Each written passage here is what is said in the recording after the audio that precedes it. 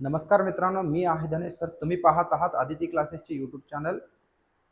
आपण आज या विषयावर बोलणार आहोत की देशातील सर्वच्या सर्व ठिकाणी ज्या ज्या ठिकाणी सरकारची जागा आहे, ज्या ज्या ठिकाणी गव्हर्नमेंटची जागा आहे, त्या त्या ठिकाणी अनधिकृत बांधकाम, अनधिकृत व्यवसाय आणि वर्षानुवर्षे जसं की प्रत्येक जागेवर, मोक्याच्या जागेवर प्रत्येक जण आपली आपली कब्जा घेऊन बसलेला आहे.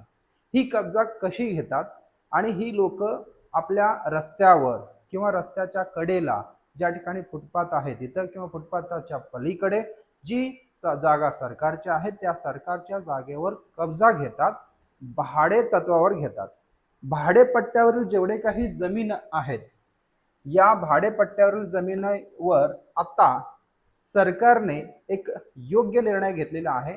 या भाडेपट्टीच्या पट्ट्यावरली जे काही जमीन आहे ती जमीन पुन्हा शासनाचीच होणार आहे. म्हणजेच बोगस जी मालकी हक्क असतो ती हक्क रद्द करून पूर्णपणे त्यांचा 7/12 उतार्यात ऐतिहासिक बदल भारत सरकारने केलेले आहेत. ही कशी केलेली आहेत हे आपण बघूयात. चला, जमिनीचा गैरवापर कसा झाला ते पाहूयात. जमिनीचा गैरवापर यामध्ये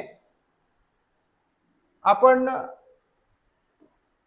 बघत असतो काही ठिकाणी वर्षानुवर्षे आपल्याला हे माहितही नसतं ती जागा सरकारची आहे, पण त्या सरकारच्या जागेवर भाड्या तत्वावर काही करार असतात.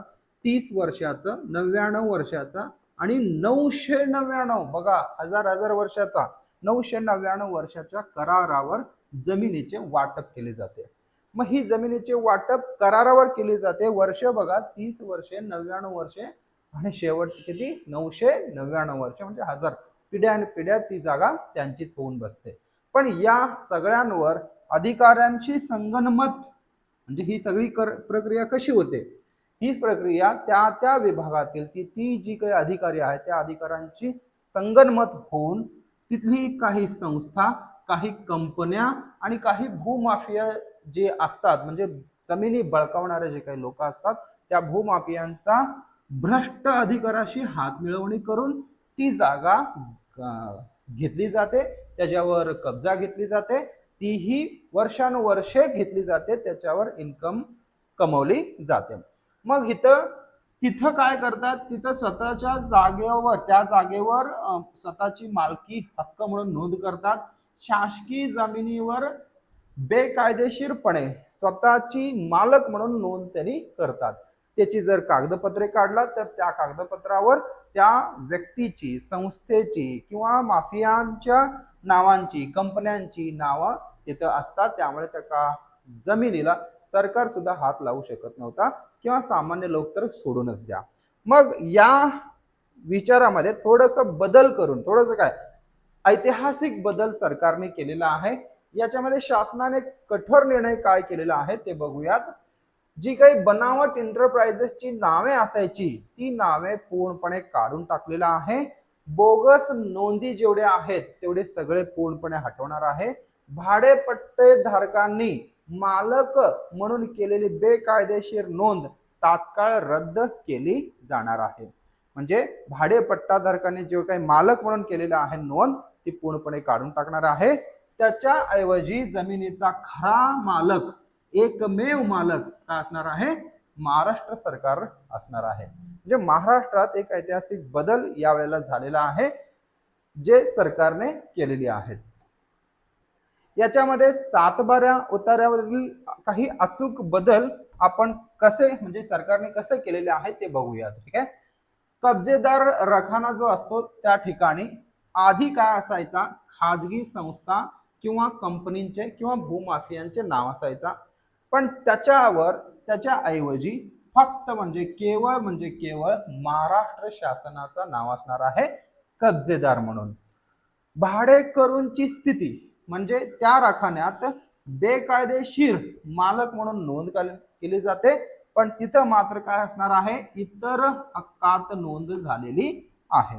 त्यानंतर जमिनीचा वापर कोण करायचा, जमिनीचा वापर आधी त्या कागदापत्रावर असा असायचा की अनियंत्रित आणि बेकायदेशीर व्यवहार असा असायचा, पण इथं काही अटी आलेल्या आहेत, नियम आलेले आहेत, शासनाच्या कडक नियम आणि अटी त्याला लागू झालेल्या असतात, तेव्हाच तुम्ही वापरू शकता त्या अटींना मान्य करून.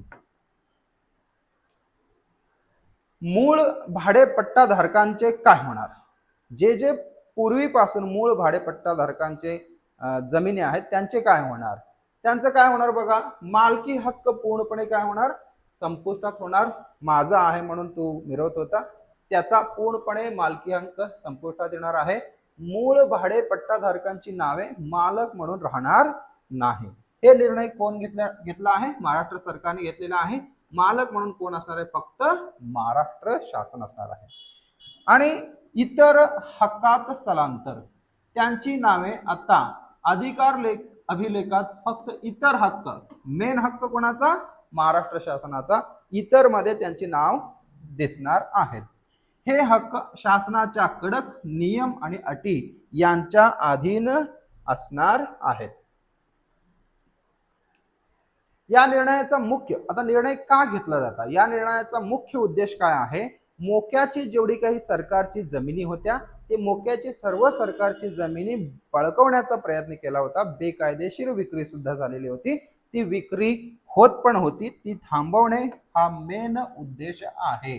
जेवढे काही मोक्याच्या सरकारची जमिनी होत्या ती बेकायदा विक्री कायमची थांबवणे हा यामागील उद्देश आहे. शासकीय मालमत्तेचे रक्षण करता येतं, म्हणजे सरकारचे जेवढे काही मालमत्ता आहे त्याचं रक्षण करता येतं. भूमाफिया जेवढे आहेत त्यांच्यावर चाप पडते आणि पूर्णपणे पारदर्शक महसूल रेकॉर्ड सुद्धा ठेवता येतं, जे की सरकारला योग्य जी माहिती आणि निर्णय घेता येतं. मग आपल्याकडे ही परिस्थिती खूप वेळा खूप ठिकाणी आलेला आहे. सोशल एथिक्स जे आहे ते लोक काही ठिकाणी पाळत नाही. रस्ता कमकुवत का झालेला आहे? फुटपाथवर लोक चालत नाहीये, फुटपाथवर गाड्या चालतायत पुणे मुंबई सारख्या शहरात.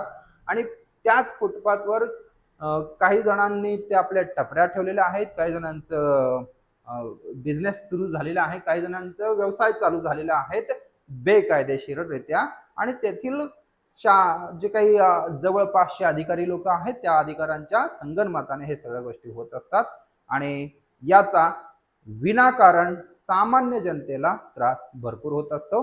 यासाठी व्हिडिओ शेवटपर्यंत पाहिलात आणि व्हिडिओ कसा वाटला आणि शासनाने घेतलेला निर्णय तुम्हाला योग्य वाटतो का याची पूर्णपणे विश्लेषण कमेंटमध्ये नक्की सांगा. धन्यवाद.